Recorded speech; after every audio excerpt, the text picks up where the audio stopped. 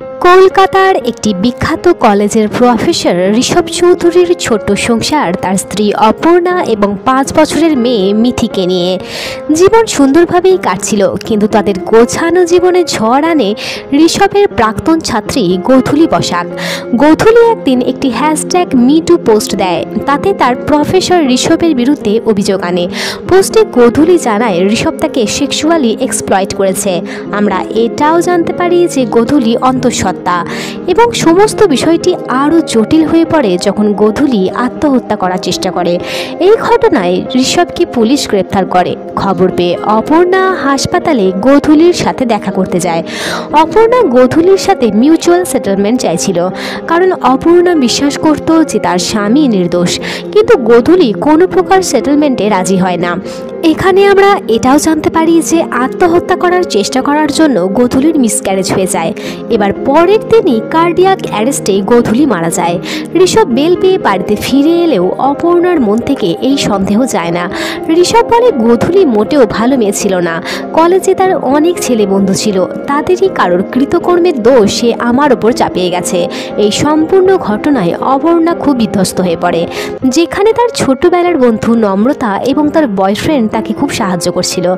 অপর্ণা কিছুদিন পরে গোধূলির বন্ধু অনুভবের থেকে জানতে পারে যে একসময় গোধূলি তাকে জানিয়েছিল যে সে এক বিবাহিত ছেলের সাথে সম্পর্কে রয়েছে, কিন্তু সেই পুরুষ কোনো একদিন কোনো কারণ ছাড়াই গোধূলির সাথে যোগাযোগ বন্ধ করে দেয়। অপর্ণার সন্দেহ আরও জোরালো হয়।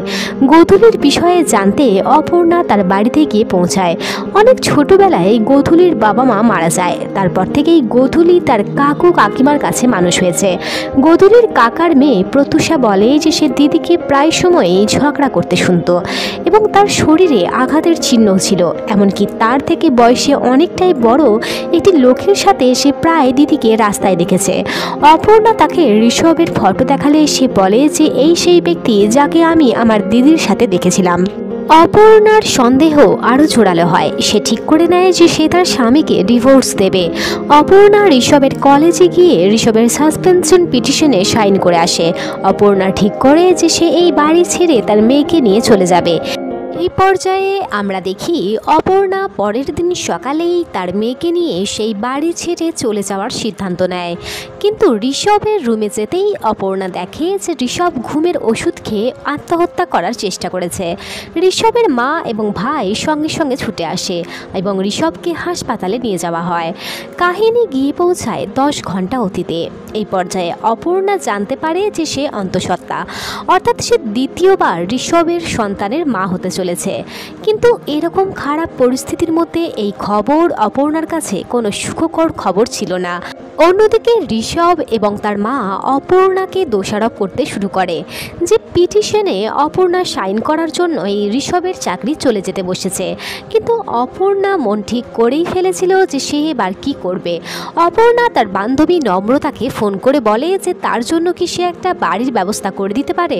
অপর্ণা এটাও বলে যে তার একটা চাকরির ব্যবস্থা করে দেওয়াও খুব প্রয়োজন। যদিও অপর্ণার একটা শাড়ির বুটিক ছিল, কিন্তু একা সংসার চালানোর জন্য সেই বুটিকটুকুই যথেষ্ট ছিল না। অন্যদিকে আমরা ঋষভের কলেজের এক সহকর্মী প্রশান্তকে দেখি। প্রশান্ত ঋষভের অন্তরঙ্গ বন্ধু ছিল। সেই সময় প্রশান্তকে আমরা কোনো এক ডক্টরের সাথে কথা বলতে দেখি, তবে সে কী বিষয়ে কথা বলছিল সেটা আমরা কাহিনীর পরবর্তী পর্যায়ে জানতে পারবো। যাই হোক, কাহিনী ফিরে আসে আবার বর্তমানে, যেখানে ঋষভকে হাসপাতালে অ্যাডমিট করানো হয়। পরিস্থিতি যেমনই হোক, এই অবস্থায় ঋষভকে ছেড়ে যাওয়া অপর্ণার পক্ষে সম্ভব হয় না। অপর্ণার বান্ধবী এবং তার প্রেমিক হাসপাতালে অপর্ণাকে শক্তি যোগাতে আসে, কিন্তু ঋষভের ভাই রিতম হাসপাতালে তাদের আশাটা ঠিক ভালোভাবে নেয় না। রিতমের ধারণা হয়তো নম্রতার উস্কানিতেই অপর্ণার সংসার ভাঙছে। অন্যদিকে নম্রতা এবং অভিনব অপর্ণার জন্য একটি উকিলের সাথে কথা বলতে যায়। এখানে আসার পরে তারা জানতে পারে যে অপর্ণা যে ডিভোর্স ফাইল করেছিল তার নোটিশ এখনও পর্যন্ত ঋষভকে পাঠানো হয়নি। উকিল বলে যে ভাগ্যিস নোটিশটি পাঠানো হয়নি, না হলে আরও কোনো বড় বিপদ হয়ে যেত। উকিলকে থামিয়ে নম্রতা বলে আপনি ভুল ভাবছেন, করছেন। অপর্ণা কিন্তু এখনও বিচ্ছেদের পথেই হাঁটছে। এই মুহূর্তে ঋষভের শরীর অসুস্থ, যে কারণে এই প্রসিডিওর থেমে গেছে। অপর্ণা চায় ঋষভ সুস্থ হয়ে গেলেই তাদের ডিভোর্স যেন হয়ে যায়। উকিল বলে বিচ্ছেদ চাইলেই সহজেই তা করা সম্ভব। আমার মনে হয় অপর্ণা এবং ঋষভকে নিজেদের মধ্যে কথা বলে সমস্তটা মিটিয়ে নেওয়াই উচিত। তাদের কথোপকথন থেকে আমরা এটাও জানতে পারি যে গোধূলির মৃত্যুর যে কেস বন্ধ করা হয়েছিল, অপর্ণা সেই কেস আবারও ওপেন করতে চাইছে। উকিল বিষয়টিতে পুরোপুরি অবাক হয়। তিনি বলেন যে অপর্ণা কেন এমনটা করতে চাইছে। গোধূলির সাপোর্টে এই কেসে কেউ নেই, অপর্ণাকে একাই এই কেস লড়তে হবে। এবার পরের দিন অপর্ণা ঋষভকে দেখতে যাবে বলে বের হচ্ছিল, কিন্তু তখনই তার মেয়ে মিঠির স্কুল থেকে কল আসে যে মিঠি পড়ে গিয়ে তার মাথায় আঘাত পেয়েছে। প্রিন্সিপাল জানায় যে অপর্ণা যেন এখনই স্কুলে এসে তার মেয়েকে নিয়ে যায়। মেয়ের চিন্তায় অপর্ণা দ্রুত স্কুলের উদ্দেশ্যে রওনা দেয়। অন্যদিকে আমরা ঋষভের কলেজের একটি দৃশ্য দেখি। এখানে ঋষভের কলিগরা ঠিক করে যে তারা ঋষভকে হাসপাতালে দেখতে যাবে। সেখানে বসে থাকা এক প্রফেসর বলে যে একজন নতুন গ্রুপ ডি স্টাফ জয়েন করেছে, মেয়েটির নাম সুরমা। সুরমাকে দিয়ে ঋষভকে দেখতে যাওয়ার জন্য ফুলের তোড়া আনানো হয়েছিল। এখানে সুরমাকে আমরা দেখতে পাই। শান্ত স্বভাবের শিক্ষিতা সুরমা জানায় যে সে কলেজের কাছেই একটি বাড়িতে ভাড়া নিয়েছে, তার মা এবং সে থাকবে। সুরমা জানায় যে তার পরিবারে তার মা ছাড়া আর কেউ নেই এবং তার বাবা অনেক বছর আগেই মারা গেছে। পূর্বে তারা জামশেদপুরে থাকতো, যেখানে একটি কলেজে সে গ্রুপটির কাজ করত। পরবর্তীকালে বদলি হয়ে সে কলকাতায় চলে এসেছে।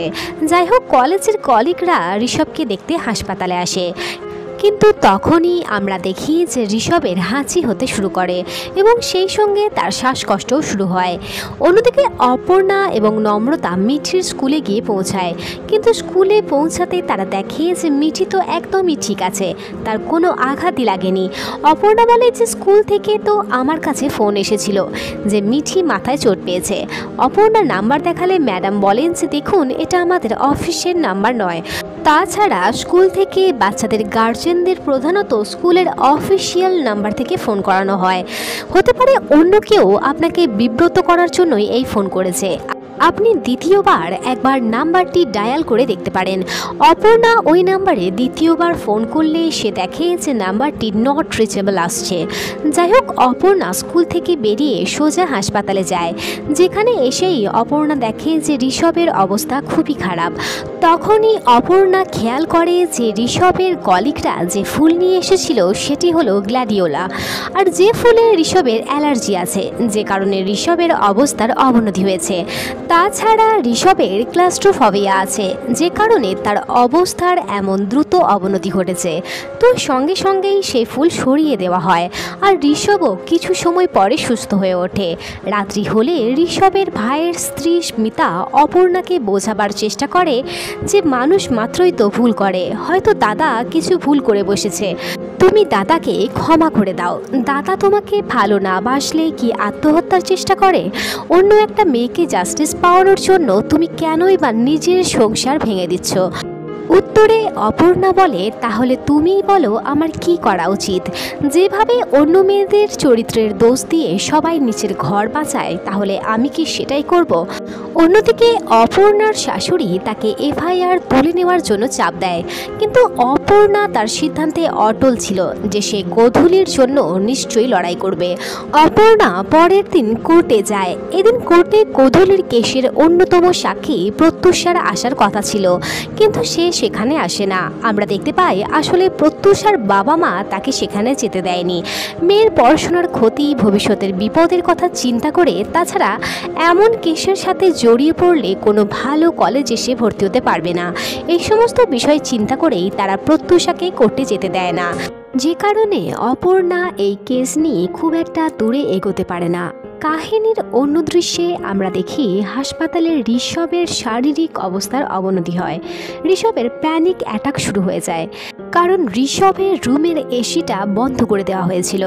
সেই সময় অপর্ণা সেখানে এসে হাজির হয়। অপর্ণা ডক্টর এবং নার্সকে বলে যে ঘরের এসি কেন বন্ধ করা হয়েছে। এমনিতেই ঋষভের ক্লাস্ট্রোফোবিয়া আছে, তার উপরে এসি বন্ধ করে দিলে ওর অবস্থা তো আরও খারাপ হয়ে যাবে। তখন নার্স বলে যে আসলে ঋষভের বাড়ি থেকেই ফোন করে এসি বন্ধ করে দেওয়ার নির্দেশ দেওয়া হয়েছে, কারণ এসির ঠান্ডা হাওয়াতে নাকি ঋষভের কষ্ট হয়। এই কথা শুনে অপর্ণা তো খুবই অবাক হয়ে যায়, কারণ সে এবং তার বাড়ির সকলেই জানে ঋষভের এমন একটা কন্ডিশন আছে।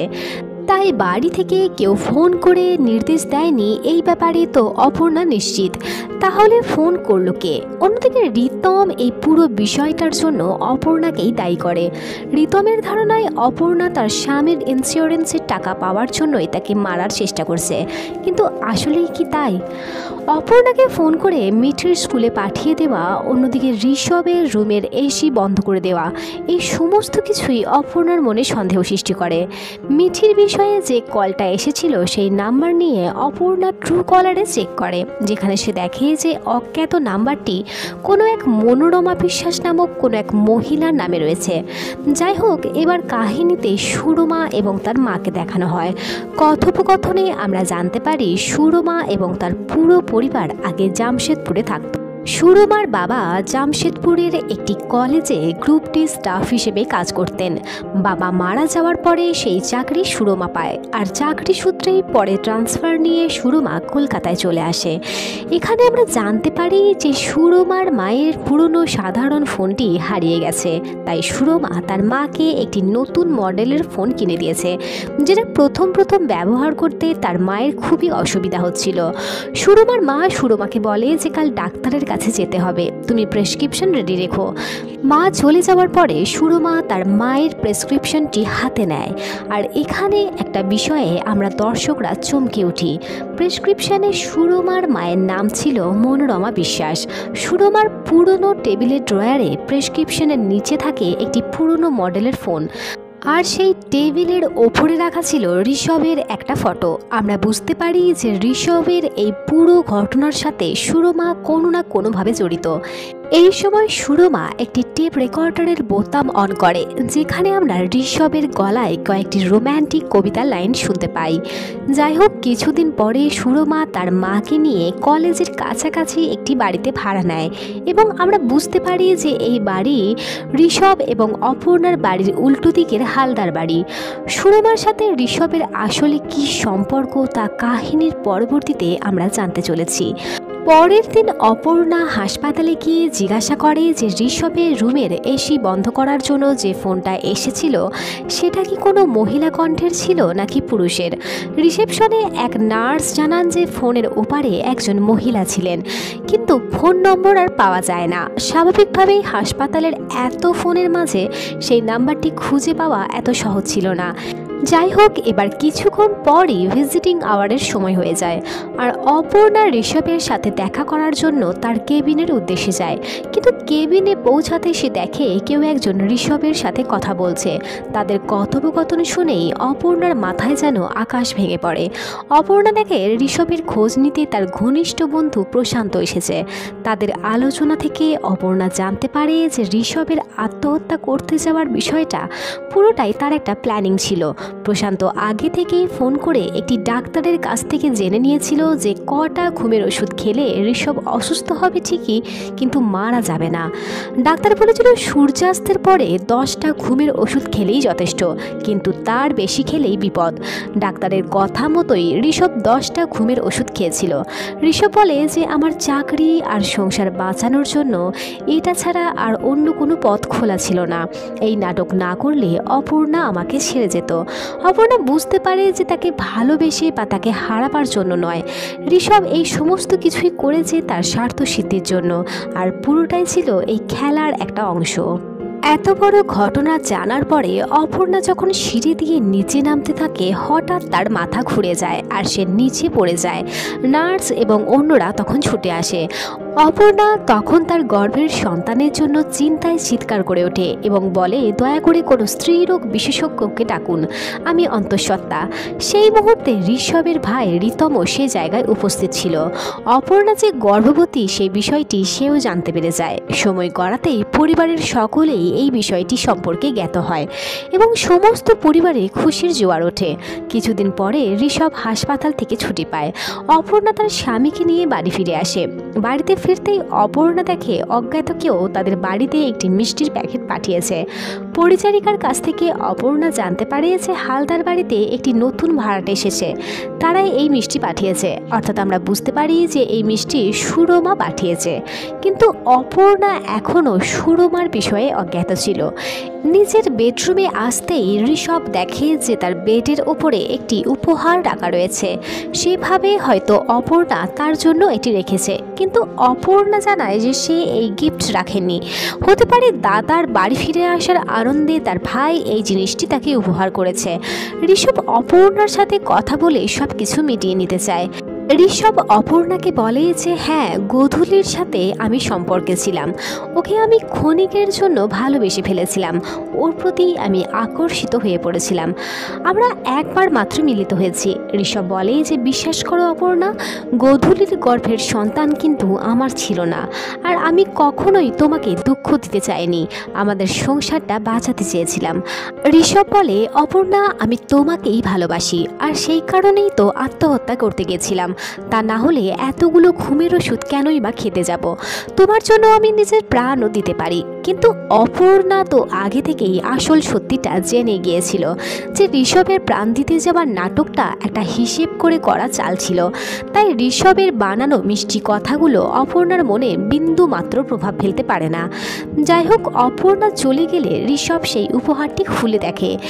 সে দেখে সেখানে একটি পারফিউম রয়েছে এবং সঙ্গে রয়েছে একটি চিরকুট। চিরকুটে লেখা থাকে, মন্ত্রী চেনে রাজায় রাজায়, গন্ধ নিজের সময় সাজায়, কর্ম ফেরে নিজের দিনে কি সুগন্ধ সেই আশ্বিনে। তলায় লেখা থাকে চেকমেট। কাহিনী সুরমার কাছে গিয়ে পৌঁছায়, যেখানে সুরমা তার অতীতের কথা ভাবছিল। এই পর্যায়ে আমরা জানতে পারি ঠিক কীভাবে ঋষভের সাথে সুরমার আলাপ হয়েছিল। কলকাতা আসার পূর্বে সুরমা এবং তার পরিবার জামশেদপুরে থাকত। জামশেদপুরে একটি কলেজে গ্রুপ ডি স্টাফের কাজ করত সুরমার বাবা। সেই কলেজেই একবার লেকচার দিতে এসেছিল ঋষভ, আর তখন সুরমাও সেই সেমিনারে উপস্থিত থাকে, যেখানে ঋষভের লেকচার সুরমার খুব ভালো লেগে যায়। লাইব্রেরি রুমে ঋষভকে দেখা মাত্রই সুরমা ঋষভকে বলে, স্যার আপনার লেকচার আমার ভীষণ ভালো লেগেছে। ঋষভ ভাবে সুরমা হয়তো কোনো পিএইচডির স্টুডেন্ট, কিন্তু সুরমা জানায় যে সে একজন গ্রুপ ডি স্টাফ। আমার বাবা মারা যাওয়ার পরে এই চাকরি আমি পেয়েছি। প্রথম দেখাতেই ঋষভের সুরমাকে খুব পছন্দ হয়ে যায়। সুরমা যখন সেখান থেকে চলে যাচ্ছিল, ঋষভ সুরমাকে বলে যে বাহ, তোমার পারফিউমের গন্ধটা তো ভীষণ সুন্দর, কি পারফিউম এটা? সুরমা বলে, এটা আমার বাবার ব্যবহার করা পারফিউম, বাবা মারা যাওয়ার পরে এই পারফিউম এখন আমি ব্যবহার করি। আমরা দেখি ঋষভ খুব অদ্ভুতভাবে সুরমার দিকে তাকিয়ে থাকে, আর ঋষভ খুব অন্যভাবে সুরমার মাথায় এবং গায়ে হাত বুলিয়ে দেয়। আর এটা সেই পারফিউমটাই যেটা বর্তমানে সুরমা ঋষভকে পাঠিয়েছিল। রাত হতেই মিষ্টির প্যাকেট খুললে অপর্ণা দেখে যে সেই প্যাকেটে একটি হলুদ রঙের চিরকুট রয়েছে, যেখানে লেখা থাকে সত্যি খোঁজার জন্য অনেক অভিনন্দন।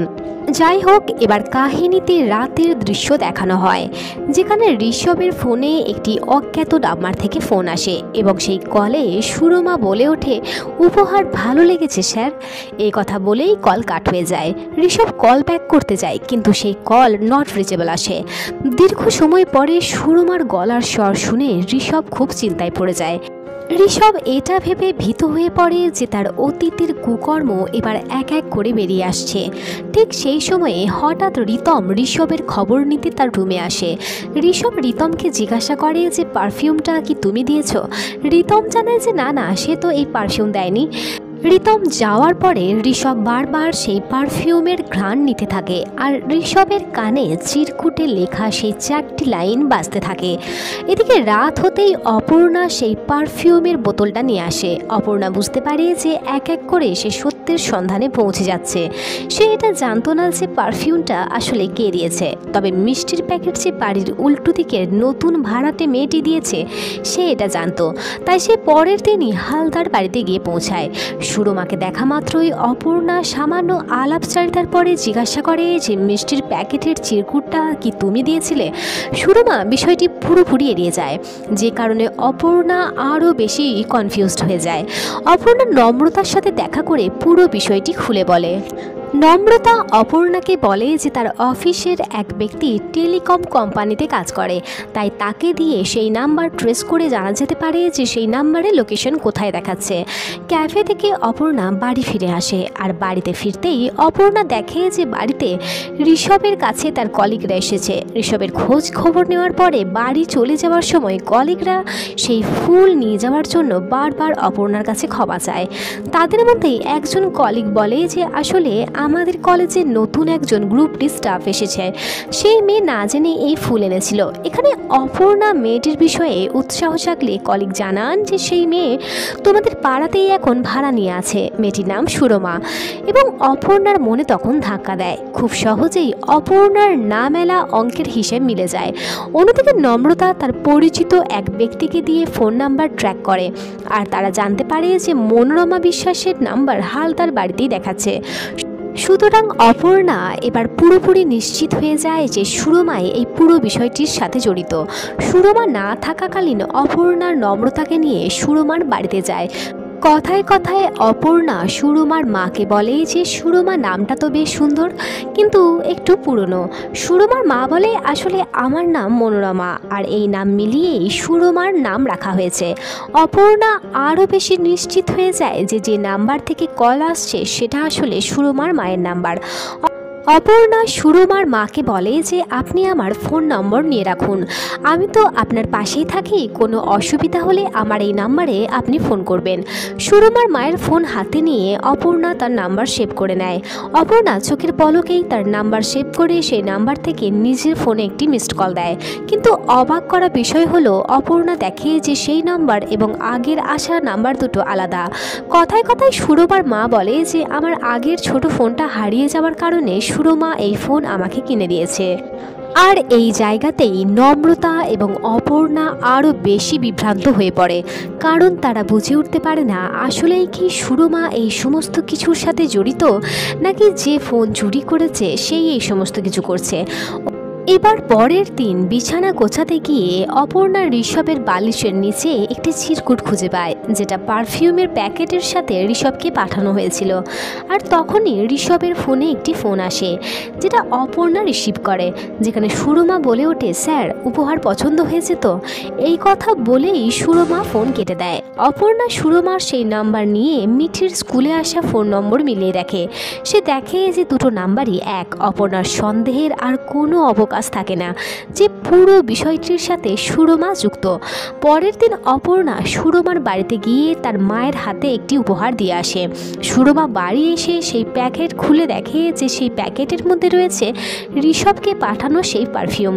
প্যাকেটের মধ্যে একটি ছোট্ট চিরকুটও থাকে, যেখানে লেখা থাকে যে কষ্ট থাকে সবার নিজের, তাও যদি আজ মনটা ভিজে যাচ্ছে কোথাও, সামনে এসে জল্পনা হোক, দারুণ আড্ডা কল্পনা হোক।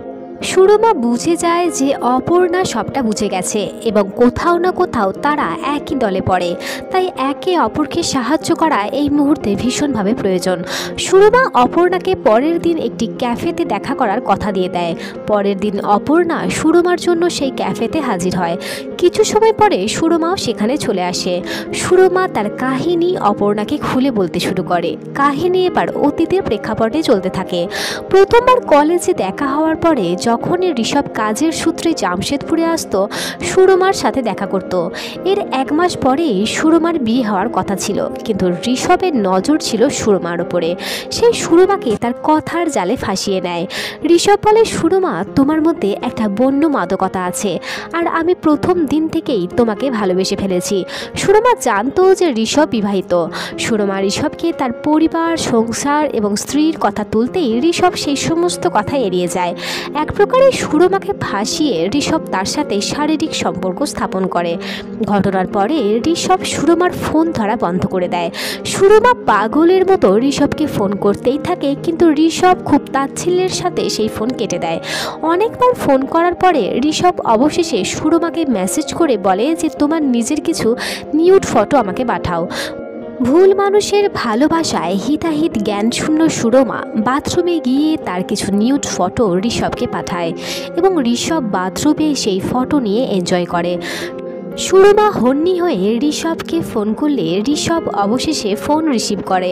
পাগল প্রায় সুরমা ঋষভকে বলে যে স্যার, এইভাবে আমার ফটো পাঠাতে আর ভালো লাগছে না। আপনি তো বলেছিলেন যে আপনার স্ত্রীকে ডিভোর্স দিয়ে আমাকে বিয়ে করবেন, 1 মাস পরে আমার বিয়ে, কিন্তু আমি আপনাকে ছাড়া অন্য কাউকে কি করে বিয়ে করব। ঋষভ খুব আলগা স্বরে বলে যে কার ডিভোর্স। সুরমা যেন আকাশ থেকে পড়ে। ঋষভ বলে যে তুমি বিয়ে করে নাও, কিন্তু সুরমা তাতে রাজি হয় না। সুরমা ভেজা চোখে ঋষভকে বলে যে আমি কলেজে সবাইকে জানিয়ে দেব আপনি আমাকে এক্সপ্লয়েট করেছেন। এই কথায় ঋষভের টনক নড়ে। ঋষভ বলে যে তুমি তো তোমার বাবার চাকরিটা পেয়ে কোনো মতে তোমার মায়ের খরচা এবং চিকিৎসা চালাচ্ছ, আমাকে ভেবে দেখতে হবে তোমার চাকরিটা রাখা যায় কিনা। এই পর্যায়ে সুরমা বুঝতে পারে যে ঋষভ শুধুমাত্র তাকে ব্যবহার করেছে। শারীরিক আকর্ষণে ঋষভ সুরমাকে তার কাছে এনে তাকে ভোগ করে ছুঁড়ে ফেলেছে। ঋষভ ফোন রাখার পরে সুরমার পাঠানো প্রাইভেট নিউড ফটো সুরমার হবু বরের ফোনে পাঠিয়ে দেয়। পরের দিন ছেলেটি বাড়িতে এসে সুরমাকে নানান অকথ্য ভাষায় অপমান করে এবং সেই সঙ্গে বিয়েও ভেঙে দেয়। কাহিনী বর্তমানে আসে। সমস্ত ঘটনা জানার পরে অপর্ণা বুঝতে পারে যে বিয়ের প্রতিশ্রুতি দিয়ে ঋষভ সুরমাকে ব্যবহার করেছে। অপর্ণা সুরমাকে বলে তুমি কি ঋষভকে প্রাণে মারতে চাইছো? সুরমা একটা কুটিল হাসি দেয় এবং বলে যে মরে গেলে তো স্যার শান্তি পেয়ে যাবে, আমি তো অত সহজ মৃত্যু ওনার চাই না। সেই ঘটনার পর থেকে প্রত্যেকটা রাত আমার ভয় কেটেছে। সুরমা বলে আমার মনে হতো এই বুঝি আমার নিউড ফটো সোশ্যাল মিডিয়ায় ছড়িয়ে পড়বে, আমি ভয়ে কুঁকড়ে থাকতাম। তবে যেদিন গোধূলি বিশ্বাসের মিটু পোস্ট দেখলাম আমি বুঝতে পারি এই মানুষ আমার মতো অনেক মেয়েদের জীবন নরক করে দিয়েছে, হয়তো তারাও আমার মতোই নিদ্রাহীন রাত্রি কাটায়। অপর্ণার সামনে তার স্বামীর কুৎসিত রূপ ধরা পড়ে। নিজেকে কোনোভাবে শান্ত করে সে অনুভব এবং গোধূলির বোনকে SMS করে যে গোধূলির ক্যান্ডেল মার্চে সে উপস্থিত থাকবে। অপর্ণা বাড়ি ফিরে আসে, যেখানে নম্রতা সৌম্য সমেত বাড়ির সকলেই উপস্থিত থাকে। কিছু সময় পরে অপর্ণা সেখানে সুরমাকেও নিয়ে আসে। সুরমাকে দেখেই ঋষভের হাত পা কাঁপতে শুরু করে দেয়। সঙ্গে করে সুরমা গ্ল্যাডিওলা ফুল নিয়ে এসেছিল। সুরমা ঋষভকে বলে পারফিউমের গন্ধ ভালো লেগেছে স্যার।